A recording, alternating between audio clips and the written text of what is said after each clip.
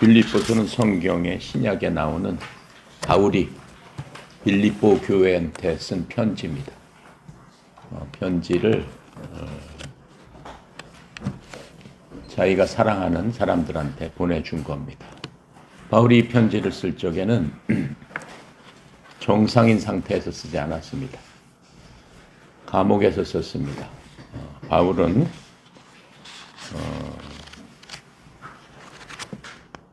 하나님의 사도 중에 한 사람이죠.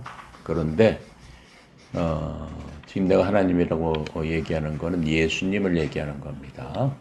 예수님이 살아계실 적에 예수님을 핍박했던 가장 대표적인 사람의 한 사람이었고, 예수님을 따라다니던 그리고 예수님께 직접 배웠던 그러한 사람은 아닙니다. 예수님한테는 12명의 제자들이 있었는데 직접 예수님한테 배우고 따라다니고 했던 사람을 예수님의 사도 이렇게 부릅니다. 그런데 바울은 대단히 훌륭한 가문의 훌륭한 학자였고, 예수님 살아계실 적에는 율법이 이스라엘을 지배하고 있던 그러한 나라였습니다. 지금 이스라엘하고 아랍하고 열심히 싸우고 있죠. 이스라엘이 대대적으로 이겼습니다. 이란은 거의 전멸했습니다. 그 얘기는 내 조금 이따 하고,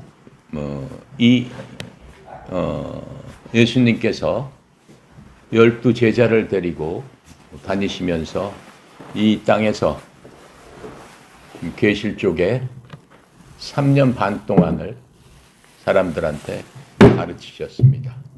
3년 반 동안을 가르치셨고, 예수님은 33살 때 이제 돌아가십니다. 십자가에 돌아가시죠. 마침 이제 이번 주일이 고난주간입니다. 그때 달력으로 따지면 지금 예수님은 십자가에서 돌아가셔서 이미 오늘 이 시간에 무덤 속에 계시는 그 시간입니다. 그래서 내일 이제 부활하시는 그러한 날이 되겠습니다. 그래서 지금 오늘 제가 이 얘기를 하는 거는 이제 그런 거하고 어떻게 보면은 시간적으로는 굉장히 맞는 그런 얘기 같습니다. 그런데 예수님이 돌아가시고 많은 예수님의 제자들은 엄청난 핍박을 받게 됩니다. 예수님의 적은 그 당시 이스라엘은, 지금의 그 이스라엘은 로마의 식민지였습니다. 우리나라가 일제 강점기 때 36년 동안 식민지 생활했던 것처럼 이스라엘도 수백 년 동안 로마의 식민지로서 그러한 삶을 살았는데, 그 당시에 이스라엘 사람들은 모세를 통한 율법이라는 그러한 것들을 믿고 살던 사람입니다. 우리가 알다시피 유대인 하면은 검은 옷 입고 모자 쓰고 이렇게 거룩하게 보이고 하는 바로 그러한 종교, 유대교라고 하죠. 그 유대교, 예수님도 유대교를 믿었던 분입니다.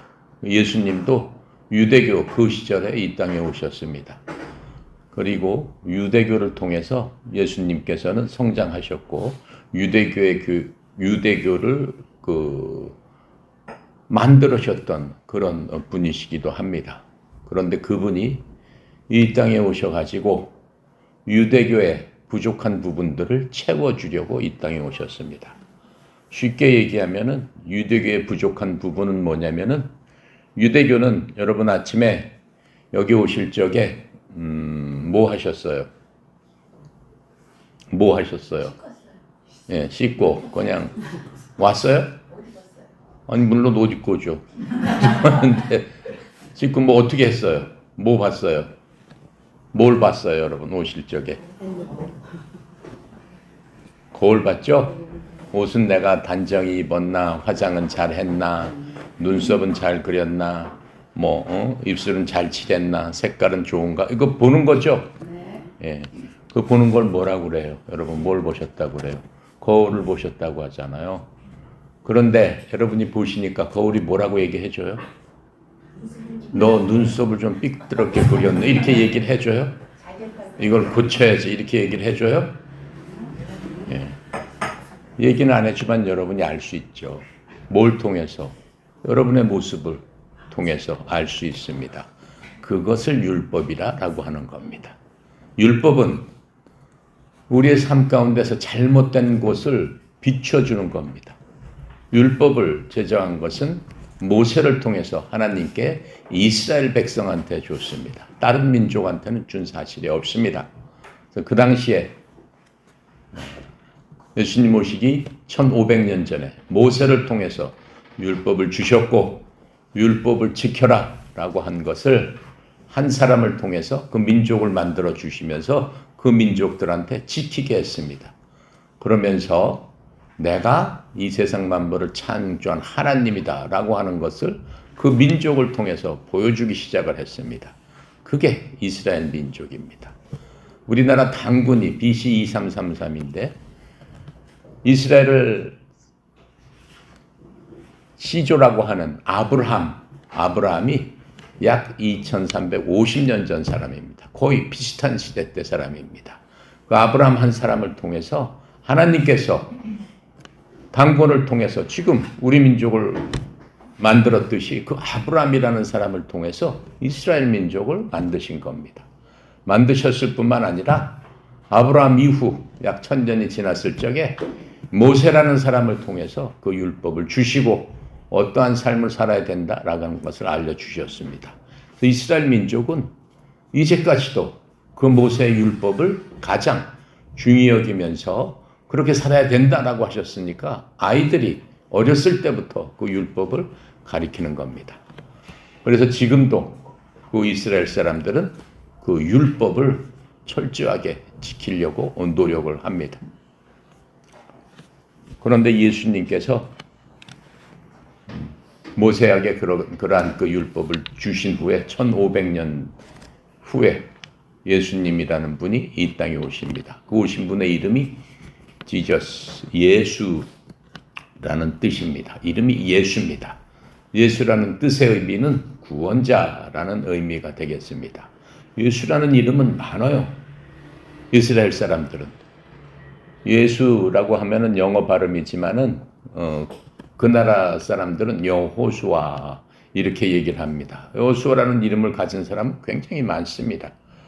그런데 그 예수님께서 실질적으로 이 땅에 오신 분은 인간의 몸으로 오셨지만은 하나님이시다라고 하는 겁니다.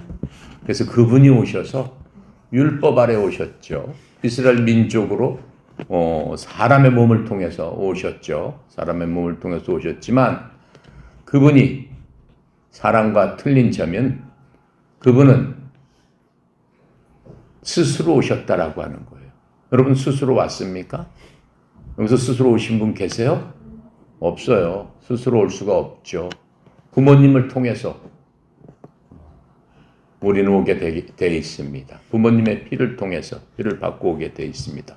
예수님께서는 그렇게 오시질 않고 본인 스스로 인간의 모습으로 오셨다라고 하는 거예요. 인간의 모습으로 오기 위해서는 인간처럼 태어나야 됐기 때문에 여자의 몸을 빌려서 한 처녀의 몸을 빌려서 오시게 된 겁니다. 그 처녀의 이름을 우리는 마리아 이렇게 부르고 있죠. 천주교에서는 마리아를 성인 중에 한 사람으로 이렇게 취급하면서 마리아는 예수님의 어머님이다 이렇게 얘기를 하죠. 실질적으로 육신적으로 육정으로 봤을 때는 어머님이지만은 여러 가지 면으로 봤을 때는 어머니가 될 수가 없어요. 어머니가 되기 위해서는 어떻게 해요? 결혼을 하고 남자와 여자가 아이를 낳게 되는 건데 예수님이 오신 그 과정은 결혼한 마리아가 아니라 처녀 마리아의 몸에서 그 씨앗이 생겨서 사람의 씨앗이 생겨서 스스로 자라나서 응애하고 10달 후에 나왔다라고 하는 겁니다. 반은 사람이지만은 반은 사람이 아닌 거죠. 그렇죠? 그래서 예수님은 하나님이시면서 인간이신 분이다라고 하는 겁니다. 예수님이 오셨을 적에는 스스로 오셨기 때문에 무슨 목적이 있었겠죠. 그 목적은 그동안 율법이 지배했던 그 이스라엘을 온전케 해주기 위해서 서두에 제가 얘기했죠. 율법은 거울과 같다. 고쳐줄 수는 없고 거울은 지적질만 하는 거예요. 여러분 입술을 삐뚤게 그리면은 뭐예요? 너 삐뚤게 그렸어. 이렇게 얘기를 보여주잖아요. 그렇죠? 화장을 반만 했다면 너 이쪽은 왜 안 그리냐 이렇게 얘기를 하잖아요. 그렇죠? 그게 율법이다라고 하는 거예요. 그런데 예수님께서 오셔서는 모든 것들을 고쳐주겠다라고 하는 거예요. 정상으로 만들어주겠다라고 하는 거예요.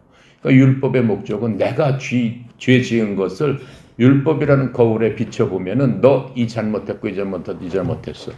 어머님한테 잘못했고 하나님한테 잘못했고 남의 거 훔쳤고 다른 사람 욕했고 남의 거 뺏었고 싸웠고 너 진짜 내 양심에 비춰봤을 적에 너 진짜 못된 사람이야. 이렇게 계속 지적질하면서 어때요? 마음을 괴롭게 한단 말이죠. 여러분들 누구랑 싸우고 누구를 때리고 누구 걸 훔쳤다. 마음이 좋아요? 나빠요? 여러분 뭐 그런 짓을 해본 적이 없으니까 잘 모르겠지만은 마음이 괴롭습니다. 잘 때 불뚝불뚝 생각나죠. 또 어떤 경우를 있을 땐 가만히 있는데도 그런 생각들이 나를 우울하게 합니다. 그래서 율법은 우리를 고칠 수는 없어요. 넌 죽어야 돼. 계속 그렇게 얘기를 하고 있어요. 하나님의 법은 무엇이냐? 하나님의 주신 율법은 죄를 지었으면 반드시 대가를 치르고 죽어야 된다. 그게 하나님의 법입니다. 그게 하나님의 법이에요. 왜 그 법이 그렇게 무섭지? 왜냐하면은 하나님께서 인간을 만들으셨을 적에는 죄를 모르는 그러한 사람으로 만들어 주었습니다. 원래 인간은 태어나기를 아주 선하게 태어났습니다. 마치 하나님처럼. 마치 하나님이라는 게 뭐겠어요? 그냥 사람들이 마치 하나님 이렇게 얘기하는데 마치 하나님처럼. 예수님께서 자신이 오셔가지고 나는 어떠한 사람이다 라고 말을 해주신 그런 것이 성경에 있습니다. 예수님께서 나는 어떤 사람이라고 얘기해 줬냐면은 모든 일을 함에 있어서 모든 일을 보고 듣고 느끼고 모든 일을 예수님께서 이렇게 함에 있어서 결코 무슨 일이든지 다툼이나 헛된 영광, 허영으로 하지 않고 내 옆에 있는, 내 주위에 있는 내가 보는 모든 사람을 나보다 더 높게 여겨주면서 내 일만 할 뿐만 아니라 내가 만나는 모든 사람의 일도 내 일처럼 돌봐준다. 그것이 예수님의 성품이다. 이렇게 말씀하셨습니다. 그 성품을 왜 얘기하셨겠어요? 그 예수님께서 인간을 처음으로 창조할 적에 인간 자체를 예수님의 성품에 닮은 사람으로 만들어 주셨다. 성경은 그렇게 얘기하고 있습니다. 그런데 어느 시간이 지나서 인간의 성품이 하나님께서 만들어 주신 그 성품하고는 다른 방향으로 사람들이 살기를 시작합니다. 하나님께서 마음이 좋으셨겠어요? 나쁘셨겠어요?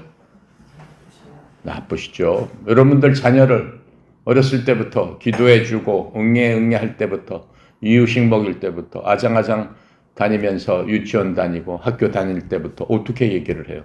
네 멋대로 살아라 이렇게 말씀하세요? 아니죠. 어떻게 얘기를 해요? 무슨 말 안 하나 그런 거? 자식한테? 하죠. 똑바로 살아야 되고 어떻게 살아야 되고 어떻게 살아야 된다. 귀가 따갑게 얘기를 합니다. 애들이 맨 처음에는 엄마 알았어요. 아빠 알았어요. 그렇게 얘기하죠.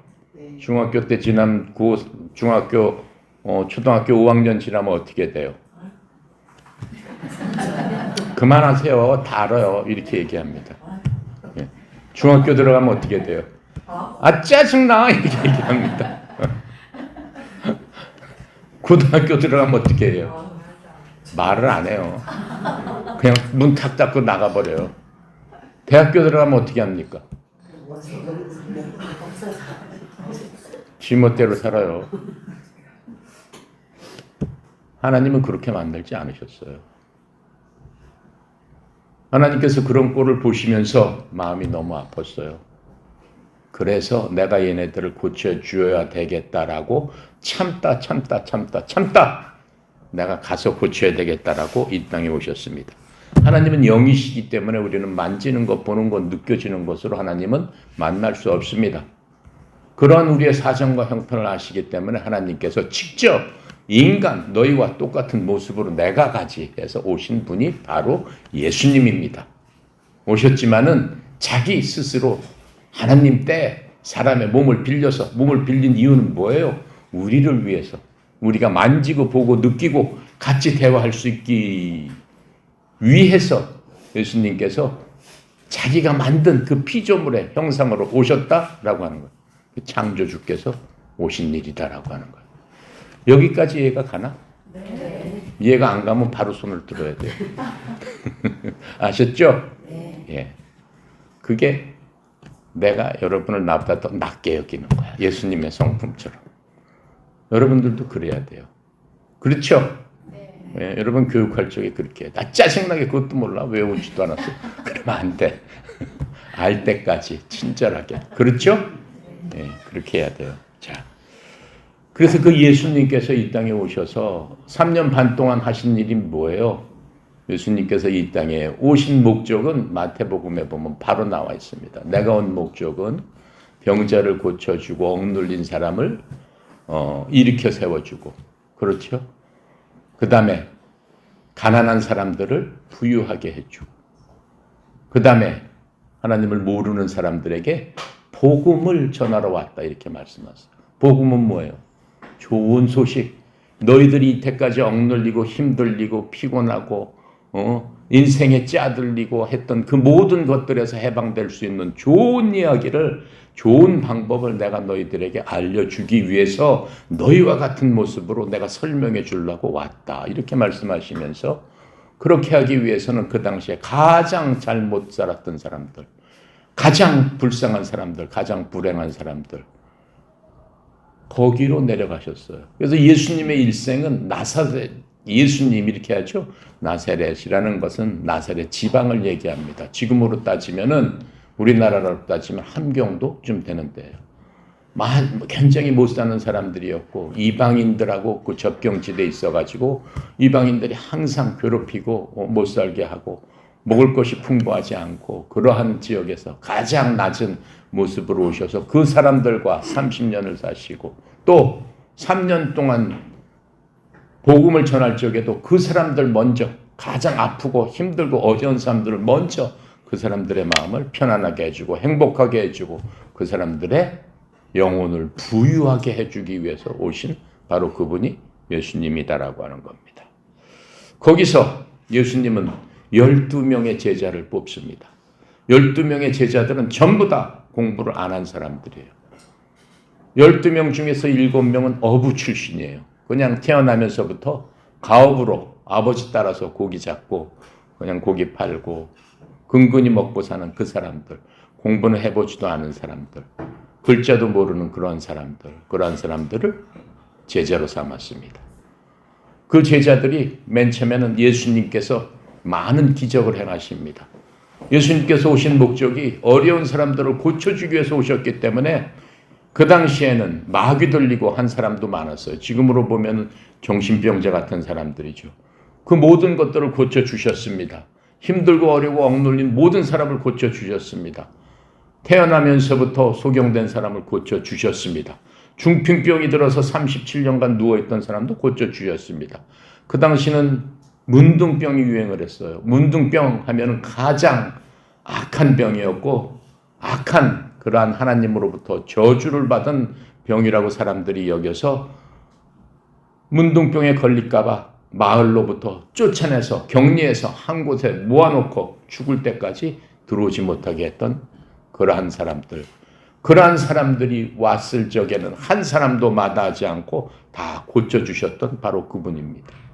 그분이 오신 목적은 바로 그런 것들을 위해서 오셨기 때문에 자신이 오신 목적에 아주 순종했던 바로 그분. 그래서 예수님께서는 가장 겸손하고 가장 순종적인 분이다 라고 얘기하는 게 그런 이유 때문에 그렇습니다. 바로 그 예수님께서는 3년 반 동안 이렇게 모든 사람들에게 복음을 전하시면서 그 복음의 본질은 무엇이냐? 내가 온 것은 율법의 저주로부터 너희들을 해방시키기 위해서 내가 왔는데 율법의 저주를 해방시킬 수 있는 분은 나 하나밖에 없다. 왜? 내가 율법을 만든 사람이니까. 내가 만들었으니까 내가 해결을 한다라고 하시면서 해결책을 주신 겁니다. 그 해결책이 진짜 명약 중에 명약이죠. 그렇죠? 네. 여러분도 먹고 싶습니까? 네. 명약을 먹고 싶어요? 네. 그럼 무슨 약을 먹어야 되겠어요? 무슨 약을 먹어야 되겠어요? 새로운 약을 먹어야 되겠죠. 옛날 약 말고 새로운 약을 먹어야 되겠죠. 새로운 약을 뭐라고 그래요?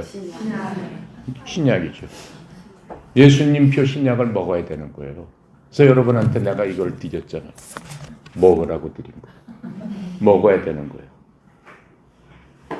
먹겠다라고 하는 사람은 손을 들고 안 먹겠다라는 사람은 약을 거둬주세요. 필요한 사람한테 줘야 되니까. 다 먹을 거죠? 네. 네. 다음 시간에 먹었나 안 먹었나 내가 보면 알아. 그 사람의 증상을 살펴보면 알아. 뭐 짜증을 낸다든가 인상을 쓴다든가 째려본다든가 약을 안 먹은 거야. 마음이 불안하다든가 걱정한다든가 뭔가 피곤하다든가 약을 안 먹은 거야. 그렇죠? 네. 그래서 내가 여러분한테 오늘 귀한 약을 드렸습니다. 신약에는 27가지 종류가 있어요. 옛날 약에는 39가지 종류가 있어요. 그래서 약은 전부 66가지입니다. 그래서 오늘은 특별히 그 약 중에서도 직방 듣는 이 약을 여러분한테 드린 거예요. 그게 빌립보라는 약입니다. 빌립보서는 그 약을 누가 제조했느냐? 바울이라는 사람이 제조했습니다. 바울이 약사로서 제조를 했지만 여러분 약국 가면은 약사가 약을 만들어요?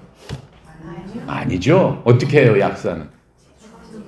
처방전 보고 이렇게 해가지고 병자한테 주는 거죠. 예. 그 약을 만든 사람은 누구예요? 예수님이십니다. 바울은 누구예요? 약사일 뿐이에요. 그냥 예수님께서 너 이렇게 하라는 대로 제주에서 만들어 놓은 게 빌립보서입니다. 여기까지 이제 서론이에요. 이해가 가죠? 네. 네, 이제 서론, 이제 본론으로 들어가는데, 그 서론이 너무 그냥 짜증난다는 분 있어요? 그래도 어쩔 수 없어요. 약은 원래 쓴 거야. 네, 약이 뭐 그렇게 달콤하지 않아요. 먹고 난 다음에는 달콤한데, 이 먹는 과정에서는 엄청 써요. 네, 엄청 쓰기 때문에 여러분들이 참고 인내하면서 먹어야 돼. 아시겠습니까? 네. 여러분이 먹기 싫다고 해도 내가 어떻게 하겠어요? 강제로 먹이겠죠. 이해가죠? 네. 괜찮죠? 네. 괜찮다고 했으니까 계속합니다. 그래서 예수님께서 이 땅에 계시면서 제자들을 데리고 많은 기적을 보여줬지만 예수님 돌아가는 그 순간, 지금 이 시간에 예수님은 무덤에 계세요. 엊그저께 성경에 따지면 목요일부터 예수님은 십자가에 달리시기 시작합니다. 그때 죽기 살기로 따라다니면서 예수님의 모든 기적을 봤어요. 아, 예수님은 하나님이십니다라고 하면서 제자들이 그 기적을 보면서 스스로 고백을 합니다. 스스로 고백을 했을 적에 가장 세게 고백을 하고 가장 예수님 따라다니면서 예수님을 반대하는 사람은 칼로 쳐가지고 사람들을 상하게까지 한 그러한 훌륭한 제자가 있었는데 그 제자의 이름이 베드로예요. 근데 예수님께서 이렇게 되시니까 가장 먼저 도망간 사람도 베드로예요. 그리고 사람들 앞에서 난 그런 사람 몰라요 라고 여러 번 부인했던 사람도 베드로예요. 나머지 제자들은 전부 없어져가지고 흩어져가지고 찾아볼 수도 없고 어디 숨어 있는지 알지도 못합니다. 그런 와중에 예전에 예수님 오시기 전에 옛날 약을 팔던 사람들, 율법을 팔던 사람들, 율법을 신봉하던 사람들, 그 사람은 그 당시 이스라엘 사회를, 그때 로마가 이스라엘을 지배했던 그러한 시절이기 때문에 정치적으로는 어떻게 할 수 없지만은 우리나라도 민족적으로 우리나라가 일본의 압박에 있었을 적에 정신적인 지도자들이 있었지 않습니까? 그런 지도자들을 제사장, 바리새인, 서기관들 이렇게 얘기를 합니다. 그분들이 예수라는 젊은 사람이 와가지고 본인이 하나님이라고 하고 신약을 파니까는 구약은 어떻게 되는 거예요? 구약은 효용이 없어지는 거잖아요. 그러니까는 안 되겠다. 이 약이 퍼지기 전에 이 약을 좋아하는 사람들을 잡아다가 죽이든가 포박을 해가지고 이 사람들을 격리를 시켜서 더 이상 퍼져나가지 못하게 해야 되겠다라고 하면서 거기에 앞장선 행동대장이 바로 빌립보서를 한 약사 바울입니다. 바울은 이스라엘 12지파 중에서 아주 위대한 가문에 태어났어요. 바울의 할아버지가 그 사울이라고 그래서 바울의 조상이 이스라엘의 초대 왕입니다. 다윗 전에 초대 왕입니다. 베냐민 지파 사람입니다.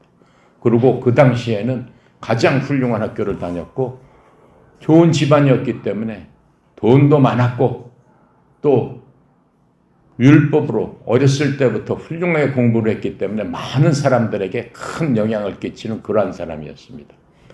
그리고 율법에 대해서도 누구보다도 해석도 잘하고 하는 성경학자이기도 했습니다. 그 사람이 앞장서서 율법을 이렇게 반대하는 신약을 파는 모든 사람들을 잡아야 되겠다. 그래서 크리스찬들을 잡기 시작하는 겁니다. 그러다가 바울이 예수님을 만납니다. 예수님은 이때는 이미 돌아가신 그 상황입니다. 돌아가서 얼마 안 됐는데 그러한 사람들을 잡으러 다니는데 말을 타고 다메섹이라는 지방, 예루살렘 근처에 있는 그 지방을 다녔는데 갑자기 하늘에서부터 큰 소리가 들립니다. 사울아 사울아 어찌하여 내가 나를 대적하고 나를 방해하느냐. 이런 얘기가 들리면서 말을 타고 가던 사울이 갑자기 눈이 멀면서 땅에 떨어집니다. 그때 빌립이라는 하나님의 사람이 예수님의 음성을 듣고 어디 가면은 그러한 청년이 있으니까 그 청년을 데려다가 치료해주고 눈을 뜨게 해라 라고 얘기합니다. 빌립을 만난 사울은 눈을 뜨게 됩니다. 그때부터 사울은 3년 동안 예수님의 뜻대로 아라비아 사막에서 예수님과 단둘이 지나는 그러한 일들이 성경에 있습니다. 그래서 그때 사울은 하나님이 쓰는 사람이 되게 되는 겁니다. 3년 후에 완전히 사람이 바뀌면서 모든 것들을 다 내려놓고 내가 죽는 것이 오히려 유익하다라고 하는 사람이었습니다. 나는 오직 예수 그리스도로 살고 내가 죽는 것은 더 유익하다. 왜? 나는 하나님께 가르치기 때문에. 그러한 생각으로 하나님의 일을 하기 시작한 겁니다. 그렇게 시작하면서 본인이 걸어서 2000년 전이니까 무슨 기차가 있었겠습니까? 자동차가 있었겠습니까? 한 번에 2만 내지 3만 킬로를 걸어 다니면서 3번의 세계 일주를 하면서 전도 여행을 하면서 자기가 알고 있는 하나님을 전하기 시작합니다. 그 중에서 첫 번째로 세계 여행을 하면서 만난 사람들이 빌립보라는 그러한 지역의 사람들입니다. 빌립보는 지금의 터키 지방 바로 그 옆에 있는 지역입니다. 거기서 빌립보 교회를 설립하면서 빌립보 사람들에게 하나님을 전합니다. 빌립보 사람들이 바울의 말을 듣고 예수님을 주님으로 영접하는 그러한 일들이 일어납니다. 그래서 바울은 성경에 나오는 거의 모든 교회를 바울이 전도한 교회입니다. 고린도 교회, 에베소 교회, 많은 교회들에게 하나님의 말씀을 전하고 그 사람들로 하여금 복음을 믿음으로 말미암아 하나님의 생명을 받고 또 구원받는 놀라운 은혜의 역사를 바울이 하게 되는 겁니다. 그래서 이 빌립보서를 보면은 바울이 그렇게 전하다가 결국은 로마 감옥에 투옥이 되고 결국은 바울은 로마 감옥에서 죽게 됩니다.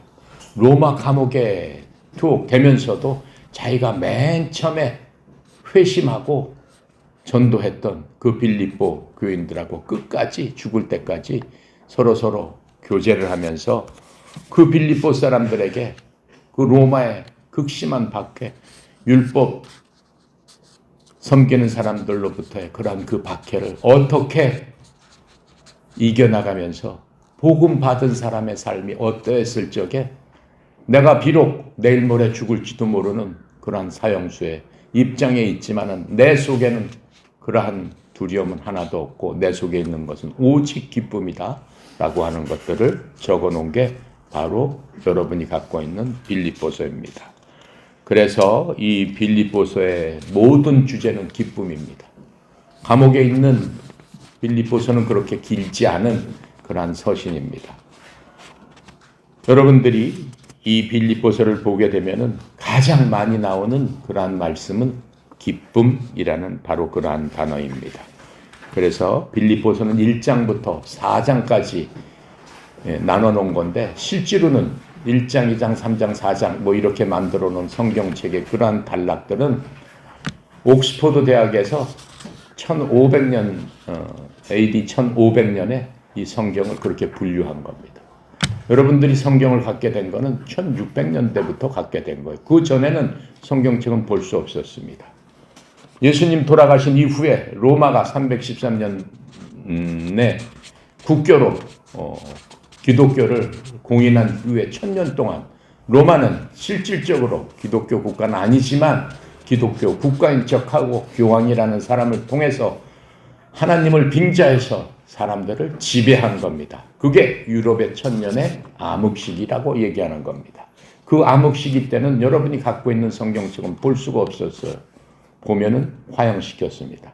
오직 사제들만 로마 글로 라틴어로 된 그 성경만 받고 그것도 해석해 주지 않습니다. 그냥 라틴어로 읽으면은 니네들은 그냥 아멘만 해라 이렇게 얘기하고 그 사람들한테 알려주는 거는 여러 가지 기도문 그것을 외워가지고 항상 외워라 라고 하는 그러한 종교적인 일들이 행해졌죠. 그게 천주교입니다. 그런데 예수님께서는 이러한 빌립보서를 통해서 우리들에게 직접 그러한 말씀을 주고 있는 겁니다. 빌립보서에서 보면은 우리가 왜 살고 있고 무엇을 위해서 살아가야 됐고 무엇이 우리의 기쁨인가 라고 하는 거기에 대한 모든 해답이 빌립보서에 있습니다. 그렇게 하면서 빌립보서 1장 21절에 보면은 바울이 얘기하는 겁니다. 이제 내가 사는 것은 그리스도니 죽는 것도 유익함이라. 여기에 바울의 삶의 목적이 단 한 문장으로 이렇게 설명하고 있습니다. 삶이 분명한 사람들에게는 전혀 흔들림이 없게 되는 겁니다. 여러분과 나도 우리의 삶의 목적이 분명하고 내가 왜 사는지 그 목적이 분명할 적에는 한 방향으로 한 마음으로 나갈 적에는 어떠한 경우에도 기쁨을 잃지 않게 된다라고 하는 것을 알 수 있습니다. 이 모든 얘기는 무엇을 얘기하냐면 상황이 아니라 우리의 삶의 목적이 우리를 결정한다라고 하는 겁니다. 바울이 감옥에 갇혀 있을 적에 사람의 눈으로 보면은 실패한 자입니다. 하지만 하나님의 눈으로 볼 적에는 실패한 자가 아니라 복음을 진전시키는 하나님의 방법이었다라고 하는 겁니다. 그래서 여러분들이 여러분의 본래 본성대로 돌아갔을 적에 내가 하나님의 만드신 그 사람 자체로 나는 돌아가고 싶습니다. 예수님께서 이 땅에 오신 것은 나를 만들어주시고 처음으로 창조하신 그분께서 나를 다시 창조해 주셨기 때문에 우리는 그렇게 돌아갈 수 있다라고 하는 겁니다. 예전에 율법으로 무서워했던 사람들은 돌아갈래야 돌아갈 수 없습니다. 율법은 지적질만 하고 우리를 정죄하기 때문에 그렇습니다. 이제 예수님께서 오셔서 이렇게 십자가에서 돌아가시고 피 흘리시고 묻히시고 사흘 만에 부활하심으로 말미암아 우리에게는 새 생명을 주셨습니다. 예수님께서 돌아가신 그 목적이 뭡니까?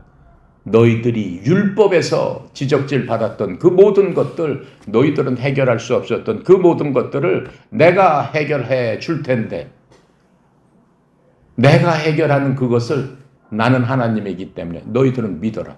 바로 그겁니다. 네가 하나님을 믿는다면은 내가 하는 일, 바로 너희를 위해서 하는 일을 믿어라. 그러시면서 그 일을 하신 겁니다. 그게 십자가에서 하신 일입니다.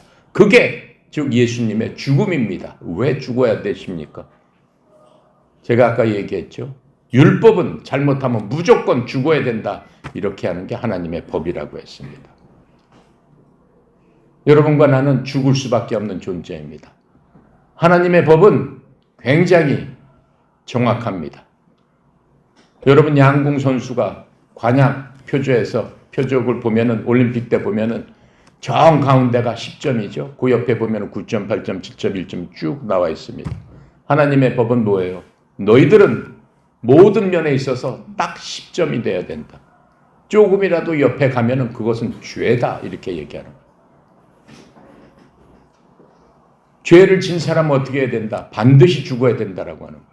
어느 누구도 10점을 맞추면서 일생을 살 수는 없습니다. 하나님께서는 그것을 아시기 때문에 내가 그 일을 해결해야 되겠다. 해결할 수 있는 분은 오직 나밖에 없다라고 하나님께서는 알고 계십니다.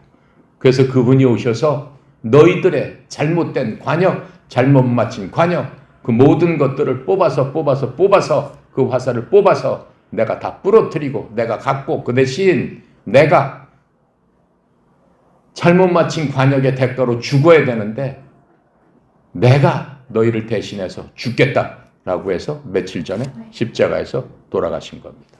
그게 십자가의 은혜다 우리는 얘기를 하는 겁니다. 우리가 할 일은 뭡니까?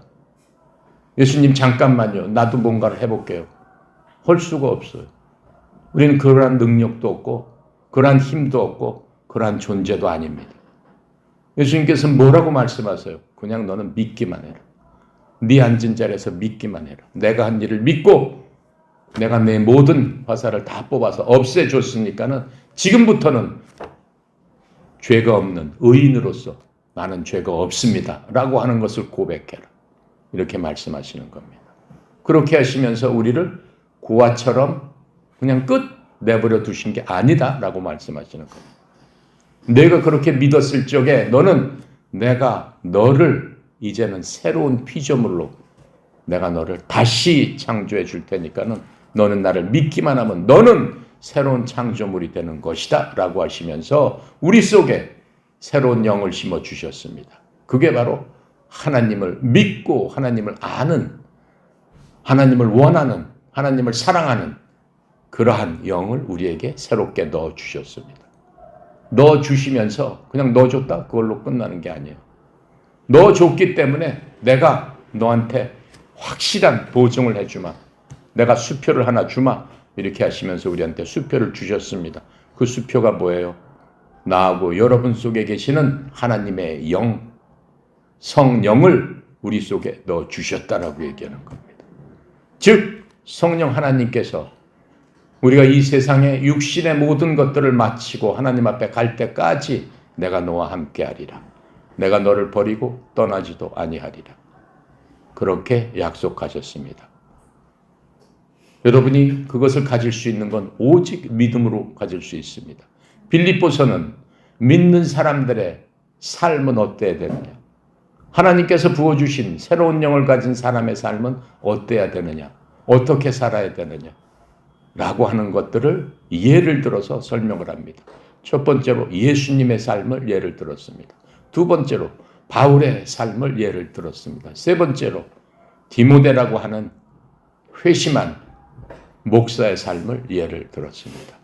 그렇게 하시면서 그 모든 것들이 합당할 수 있도록 우리에게 다 알려주시고 특별히 빌립보서에서는 구체적으로 그냥 성경에 보면은 선한 일하고 착한 일하고 뭐하고 하나님 생각하고 뭐하고 이렇게 얘기하고 있지만 빌립보서에서는 선한 생각은 무엇이고 착한 일은 무엇이고 어떻게 행동해야 되고 내 마음은 어떻게 해야 되고 내 생각은 어떻게 하고 내 행동은 어떻게 해야 된다라고 하는 것을 구체적으로 하나하나씩 설명해 주면서 너희들은 이러한 사람이 되어서 내가 삶 가운데 내 행동으로 나를 따라와라 이렇게 말씀하십니다. 그랬을 적에 하나님께서는 여러 가지로 약속을 해 주셨습니다. 빌립보서 4장 13절에는 내게 능력 주시는 자 안에서 내가 무엇이든지 할 수 있느니라 이렇게 말씀하였습니다. 여러분이 그리스도 안에서 새로운 삶을 사는 새로운 영을 가진 여러분들이 이제는 내 새로운 영이 어딨나 이렇게 찾을 일이 아니고 이미 하나님께서 주신 그것을 사용해라 라고 하시는 겁니다. 사용하는 방법까지 알려주셨습니다. 그것뿐만 아닙니다. 여러분 힘들고 어려울 때마다 하나님께서는 알고 계신다라고 했습니다. 여러분들이 그러한 삶을 살기 시작하면 하나님께서는 우리에게 말씀하고 있습니다. 여러분 오실 적에 보면 어때요? 꽃이 많이 피었죠? 꽃은 어떻게 피었습니까? 꽃이 피려고 해서 피었습니까? 아니에요. 꽃이 또 떨어지기 시작하죠? 꽃이 내가 떨어져야 되겠다 해서 떨어집니까? 아니에요. 뭐라고 말씀하세요? 저 꽃들을 봐라.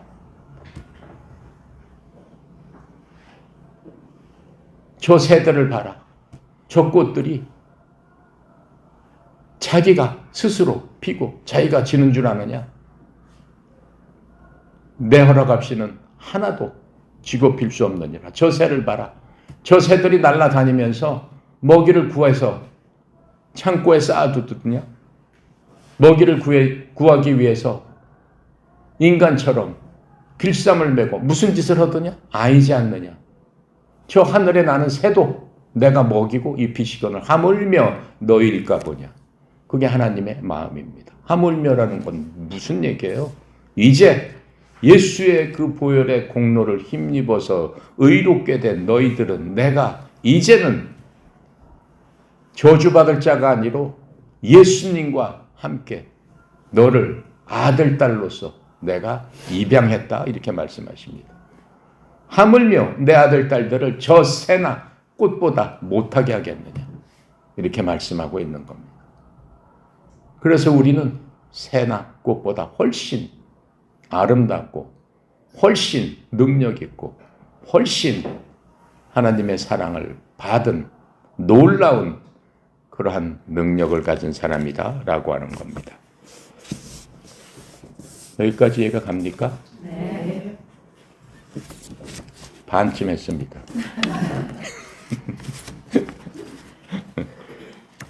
그래서 하나님께서 이제 마칠게요. 우리에게 말씀해 주시는 것은 아무런 고난 속에서도 낙심하지 말라라는 겁니다. 빌립보서 여러분들 내가 준 이 약을 먹게 되면 고난은 끝이 아니라 하나님의 시작이구나. 하나님께서 나를 도구로 쓰시기 위한 준비를 하는 것이구나 라고 하는 것을 알 수 있습니다. 여러분들이 어떤 상황이 있을지라도 상황보다는 여러분이 갖고 있는 하나님께서 말씀하시는 그 사명을 봐라 라고 하는 것. 그 사명은 뭐예요? 예수님께서 돌아가시기 전에 제자들한테 얘기했어요. 제자들은 여러분도 나도 믿는 순간에 하나님의 제자가 되는 겁니다. 제자의 삶을 살게 되는 겁니다. 제자한테 준 게 뭐예요? 예루살렘과 사마리아 땅끝까지 가서 너희들은 내 증인이 되라. 그게 제자의 삶입니다. 그렇게 삶을 살기 원하는 사람, 시작하는 사람한테 하나님께서는 로마서 8장 28절에 약속을 해주신 게 있어요. 하나님 사랑하는 자, 그 목적대로 부르심을 입은 자들에게 모든 것이 합력하여 선을 이루리라. 나한테 닥쳐있는 모든 것들, 좋든 싫든 힘들든 어렵든 내가 생각해요. 도저히 이것은 내가 견딜 수 없다라고 하는 것도 합력해서 나한테 유익이 된다. 그것이 하나님의 방법이다. 이렇게 말씀해 주고 있는 겁니다. 자, 그래서 여러분들은 사명을 갖고 여러분이 하루하루를 살아나갈 적에 여러분은 결코 어떠한 상황에서도 기뻐할 수밖에 없는 그러한 삶을 살게 되는 겁니다. 그래서 여러분들이 이제는 인생의 목표를 점검하면서 나는 무엇을 위해서 살고 있는가 스스로 점검을 해야 됩니다. 그래서 예수님의 그러한 마음을 우리가 배울 적에 우리는 예수님 닮은 삶을 살게 되고 항상 기쁨이 넘치는 그러한 삶을 살게 됩니다. 그것을 위해서 여러분은 뭘 해야 되겠어요? 가만히 있는다고 그렇게 되지 않습니다. 가만히 있으면은 힘들고 좌절하고 어렵고 생각만 많아질 뿐입니다. 여러분은 신약을 먹고 그것을 소화를 시켜서 항상 힘들고 어려울 때마다 약을 끓여서 먹어야 돼요. 내가 여러분한테 드린 이거는 여러분이 항상 꺼내서 약을 먹게 되면 그때마다 하나님께서 처방전을 주시게 됩니다. 자, 그래서 마지막으로 이렇게 질문을 해보고 마치도록 하겠습니다. 나는 무엇을 위해서 살고 있는가? 사는 이유가 분명해야 합니다. 두 번째, 나는 겸손한 사람인가? 이 땅에 살면서 모든 관계는 겸손으로 유지된다고 하나님은 만들어 주셨습니다. 하나님께서 약에서 독약은 무엇이다라고 한 게 있는데 그 독약을 먹으면 안 됩니다. 그 독약 중에서도 독약은 뭡니까? 교만이다라고 그랬습니다. 교만한 자는 반드시 패망한다. 이렇게 말씀해 주셨습니다. 세 번째로 나는 과거에 묶여있나? 내 과거에 묶여있나? 과거가 나의 발목을 잡고 있지는 않나? 여러분 다시 한번 생각해야 됩니다. 과거에 머물러서는 안 됩니다. 하나님께서는 우리에게 시간이라는 걸 주셨지만은 그 시간은 앞에서부터 오는 겁니다. 앞에서부터 오는 거예요. 시간은 앞에서부터 오는 거예요. 우리는 살면서 계속 뒤를 보면서 사는데 그렇게 하면 안 된다라고 하나님의 방법이 아니다라고 하는 겁니다. 또 나는 지금 만족하고 있는 삶을 살고 있는가 생각해 봐야 됩니다.